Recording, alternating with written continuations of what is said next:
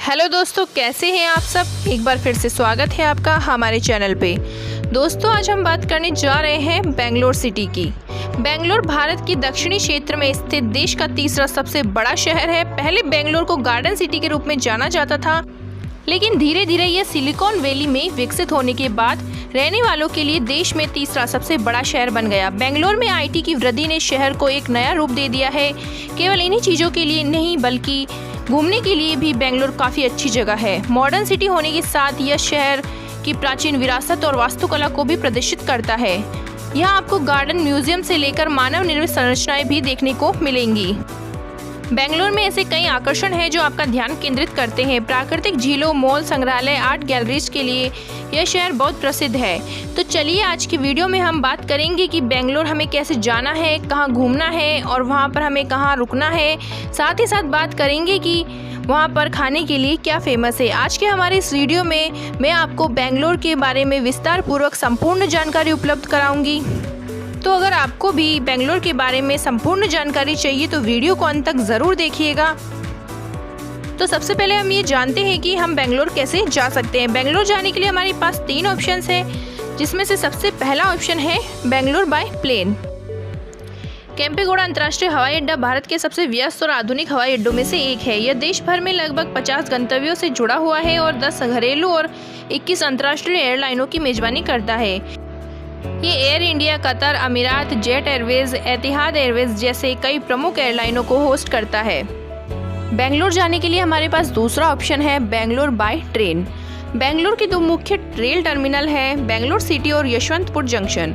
Bangalore city शहर के केंद्र में स्थित एक प्रमुख टर्मिनल है और अधिकांश ट्रेनें यहाँ से आती और जाती है। यशवंतपुर जंक्शन NH4 पर स्थित है और ज़्यादातर लंबी दूरी की ट्रेनें यहाँ से आती और जाती है। जंक्शन पर पहुँचने के बाद आपको मुख्य शहर के लिए टैक्सी या रिक्शा लेना होगा, जो स्टेशन के बाहर आसानी से उपलब्ध हो जाएगा। बेंगलोर जाने के लिए हमारे पास तीसरा ऑप्शन है बेंगलोर बाय रोड। यदि आप रोमांच चाहते हैं तो आप बस से बेंगलोर जा सकते हैं। सरकारी और निजी दोनों बसें हैं जो सभी प्रमुख शहरों से जैसे मुंबई, गोवा, चेन्नई, हैदराबाद आदि से संचालित होती है। बस बेंगलोर स्टेशन से आती है, जो बेंगलोर सिटी रेलवे स्टेशन के सामने स्थित है।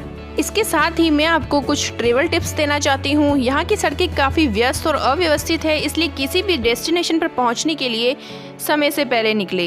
रिक्शा से यात्रा करना एक आदर्श विकल्प माना जाता है। एक अच्छा वार्ताकार बने, क्योंकि ड्राइवर आपसे अधिक किराया वसूल कर सकता है। जब तक आप एक समूह में ना हो, यानी अकेले हो, तो 9 बजे के बाद अकेले घूमने न जाएं। अब इसके बाद बात करेंगे कि हमें बेंगलोर में कहाँ कहाँ घूमना चाहिए। तो बात करते हैं सबसे पहले बेंगलोर पैलेस की। द मेजेस्टिक बेंगलोर पैलेस महान वास्तुकला और सुंदरता का प्रतीक है। वर्तमान में बेंगलोर में महल केंद्रीय आकर्षण है, जो सन 1878 में बनाया गया था। चामराजेंद्र वाडियार के ब्रिटिश अभिभावकों ने 1873 में अपने फंड से बेंगलोर सेंट्रल हाई स्कूल रेव जे गैरेट के प्रिंसिपल से मूल संपत्ति खरीदी थी। महल 45,000 वर्ग फुट में फैला हुआ है। ट्यूडर और स्कॉटिश गॉथिक वास्तुकला का एक मिश्रण इस महल में नजर आता है। एक प्रमुख पर्यटन स्थल होने के अलावा महल विभिन्न सांस्कृतिक कार्यक्रमों, रॉक शो और विवाह के लिए स्पेस भी उपलब्ध कराता है। मान्यताओं के अनुसार राजा चामराजेंद्र वाडियार ने लंदन के विंडसर कैसल से महल के निर्माण की प्रेरणा ली। महल की यात्रा आपको दक्षिण भारत के सबसे शक्तिशाली राजवंशों में से एक की भव्यता को देखने का मौका देती है।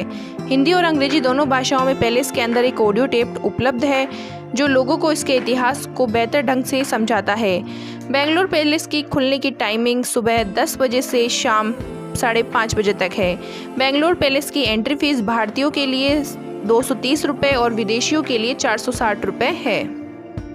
नेक्स्ट है कब्बन पार्क।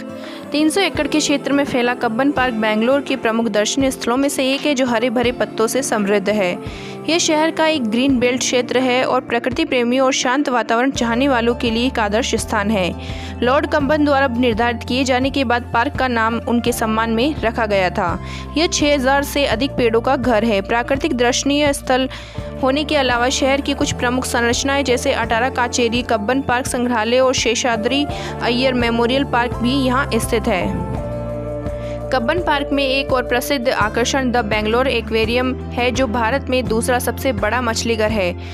अब बात करते हैं इसकी टाइमिंग की, तो ये सुबह 6 बजे से शाम 6 बजे तक खुला रहता है, जबकि सोमवार और हर महीने के दूसरे मंगलवार को यह बंद रहता है।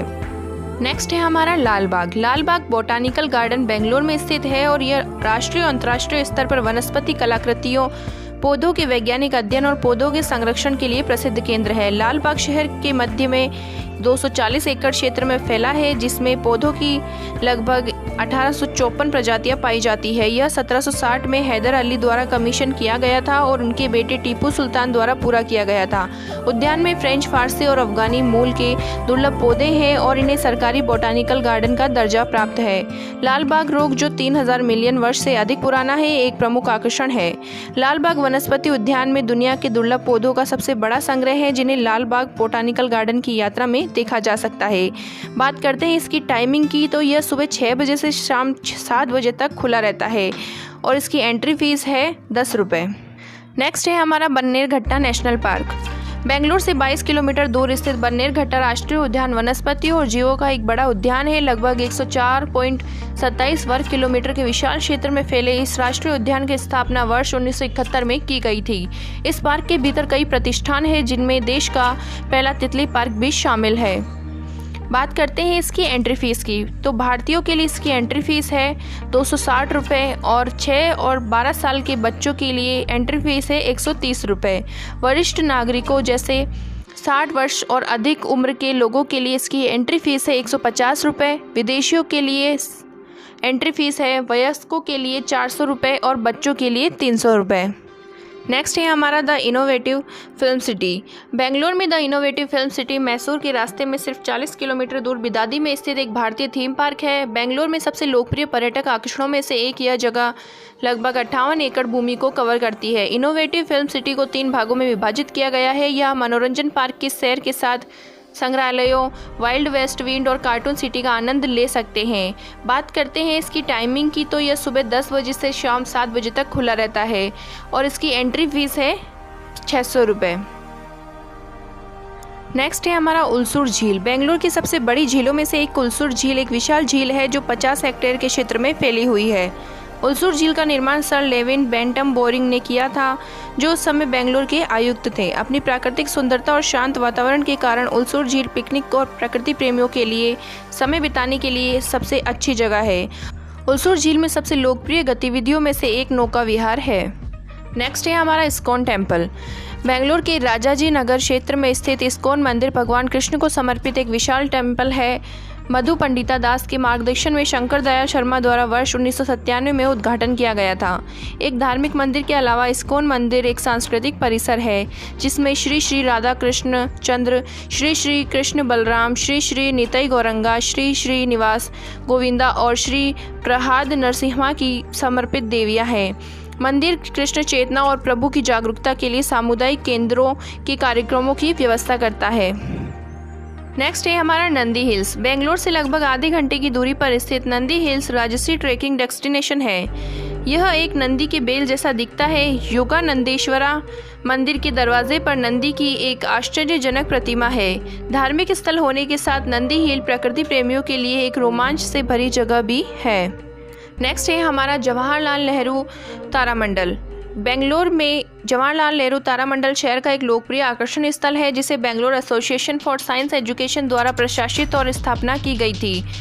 ग्रह कैसे विकसित होते हैं, जीवन की उत्पत्ति से लेकर मानव के अंतरिक्ष अभियानों तक, गुरुत्वाकर्षण कैसे काम करता है, ग्रहण कैसे होता है, यह सब तारामंडल बताता है। स्काई थिएटर इसका मुख्य आकर्षण है, जहां आकर आप कई वैज्ञानिक घटनाओं से रूबरू हो सकेंगे। बात करते हैं इसकी टाइमिंग की, तो यह सुबह 10 बजे से शाम 5:30 बजे तक खुला रहता है। सोमवार, दूसरे मंगलवार, स्थानीय और राष्ट्रीय अवकाश पर यह बंद रहता है। इसकी एंट्री फीस है वयस्कों के लिए 60 रुपये, स्कूल के छात्र बच्चे 16 वर्ष तक के, जिसकी एंट्री फीस होती है 35 रुपये। 3 वर्ष से कम उम्र के बच्चों को स्काई थिएटर में प्रवेश की अनुमति नहीं है। अगला है हमारा टीपू सुल्तान का summer palace. Albert Victor road और कृष्णा राजेंद्र के केंद्र में स्थित मैसूर के शानदार शासक टीपू सुल्तान का शानदार आवास है। महल बेंगलुरु किले में स्थित है। महल इंडो इस्लामिक वास्तुकला का एक उत्कृष्ट उदाहरण है। भव्य महल का उपयोग राजा द्वारा गर्मियों में किया जाता था और इसे एबोर्ड ऑफ हैप्पीनेस और रेशे जन्नत अर्थात स्वर्ग की ईर्ष्या के रूप में जाना जाता है। किले का निर्माण हैदर अली के शासनकाल के दौरान शुरू हुआ था और 1791 में टीपू सुल्तान के शासन के दौरान पूरा हुआ। हाल ही में किले में एक छोटे हिस्से को भी टीपू सुल्तान के जीवन और समय की विभिन्न घटनाओं को दर्शाने वाले संग्रहालय में बदल दिया गया है। अब बात करते हैं इसकी टाइमिंग की, तो ये सोमवार से शनिवार सुबह 10 बजे से 6 बजे तक खुला रहता है। रविवार सुबह 8:30 बजे से शाम 5 बजे तक खुला रहता है।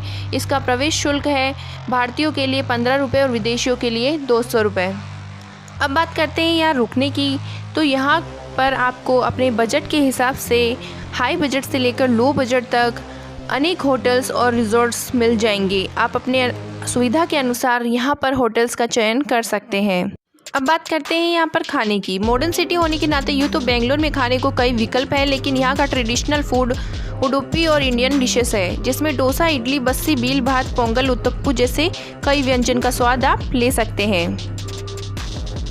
तो दोस्तों, ये थी भारत की स्मार्ट सिटी बेंगलोर। आपको बेंगलोर कैसा लगा कमेंट्स बॉक्स में कमेंट्स करके ज़रूर बताएं। अगर वीडियो अच्छा लगा हो तो वीडियो को लाइक करें, शेयर करें और हमारे चैनल को सब्सक्राइब ज़रूर करें, ताकि ऐसे ही नए नए वीडियोस आपको देखने को मिलते रहें। फिर मिलेंगे एक नए वीडियो के साथ, तब तक के लिए धन्यवाद।